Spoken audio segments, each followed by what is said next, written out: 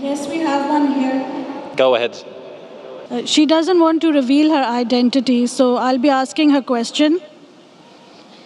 Okay. The question is it enough to have faith in Allah in your heart alone? Or do you have to declare it in public? Sister asked a very important question.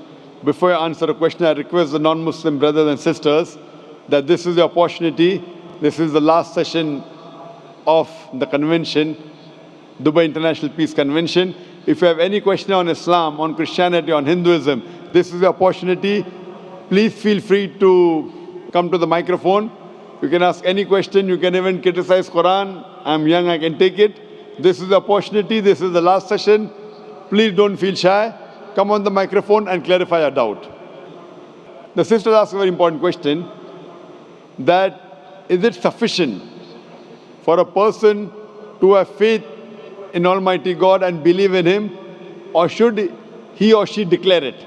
Sister, the most important criteria is that that person should have faith in Almighty God. Declaring in public or to others is not compulsory. If the sister feels that there is danger to her life, she may have problems, or maybe society would harm her. In this case, having faith in the heart is sufficient.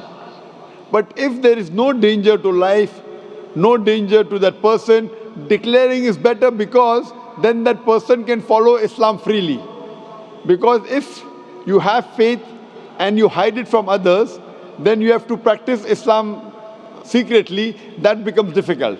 So if you really fear your life, or you fear that somebody will harm you, then declaring is not a fard, it's not compulsory. But if there is no such problem, declaring is better, because you can practice your faith openly and you need not practice it secretly. Hope that answers the question, sister. Thank you.